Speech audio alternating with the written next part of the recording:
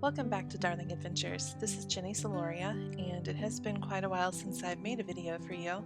I thought this was a good time to put something together quickly. Down and dirty tutorial on making these cloth masks that everyone is needing. I hope you find this tutorial to be simple and easy. I tried to get it down to as few pieces as humanly possible. I've also included a way to have a liner if you want a liner, but you do not have to put a liner in there. It's up to you. First, we're going to start off with a 10 by 14 piece of fabric. I'm just using a quilting cotton. You'll also need 2 pieces of 6-inch long elastic. So our first step is to fold these short edges over by a 1/2 inch and press them. All right, here we have the pressed edge. We're going to go and do that one more time. So another 1/2 inch fold and press that so that we have nice clean edges. And then I'm going to go ahead and stitch that down. I'm just trying to basically aim for the center of that. I'm not worried about seam allowances on something like this. I'm just going to eyeball all of it because I want to get through these as quickly as possible. And if you feel like you need to pin those in place before you stitch, feel free to do so. Now we're going to take it, place right sides together. I'm just going to give a little finger press here at the center, open it up, slide in a piece of elastic and sandwich it in between there, and pin that in place.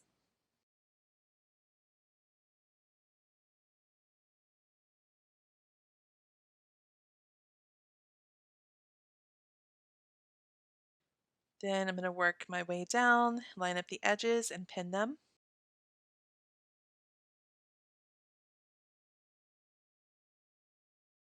And then here at the end, I'm going to reach inside, grab the other end of that elastic, make sure it's not twisted, and sandwich between these two bits at the end.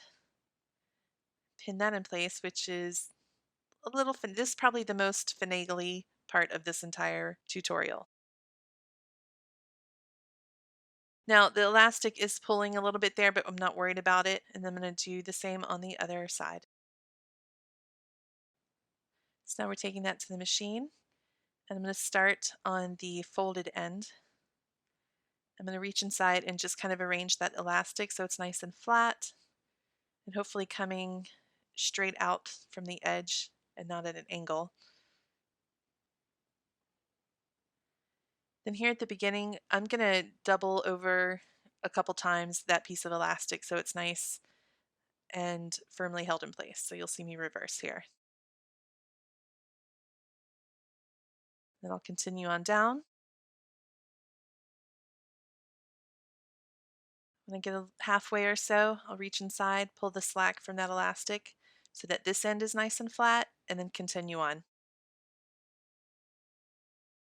And then here at the end, I will double back over that elastic. And then we will repeat on the other side.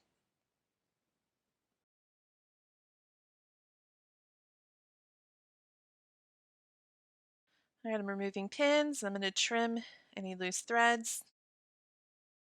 Get those out of the way. Now I'm ready to turn it inside out. Well, right side out.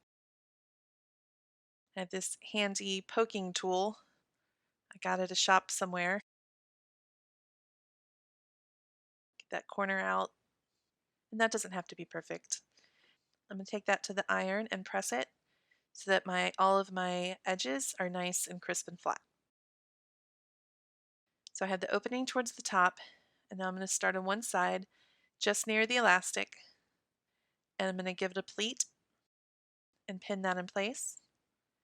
Now this I'm eyeballing. If you want to figure out measurements, knock yourself out.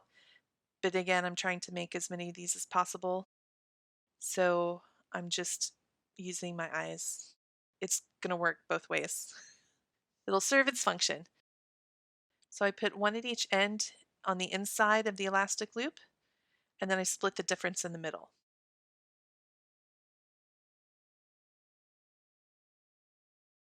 And I'm going to repeat on the other side. Now this is important to make sure that you're folding in the same manner, like mirrored to the other end, to make sure that all the pleats are going in the same direction.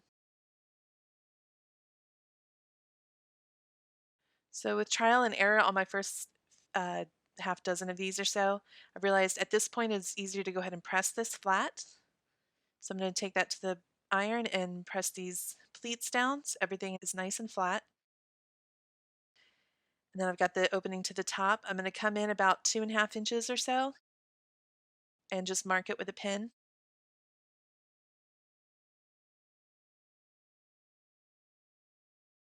Same on the other side. And then we're going to start from one of those pins, go down around the corners and back up the other side and finish at the other pin. At the start here, I'm going to do a little reverse. It just strengthens that opening. This is an edge stitch, but I'm coming in a little close, I'm giving a little extra room. A true edge stitch would be closer to the edge, but we've got all those thick pleats and all those layers of fabric, so I'm just going to put my stitch a little further in and make sure I'm catching everything. And again, I'm just eyeballing. I would say it was somewhere between 1/8 and 1/4 of an inch. Being careful around these pins because there is some major thickness at these points where we've got those pleats. And then coming here to the end, put a little reverse to reinforce that opening. And there you have it. Here is our cloth face mask, and it has an opening here at the top for a filter of whatever kind of filter you desire. So there you go. I hope this is helpful. It's very easy, very simple. Since it's hard to get a hold of elastic these days, I've also made a tutorial showing how to create these ties. So check that tutorial out if you think that would be better for you. Thanks for watching. Stay safe and stay healthy.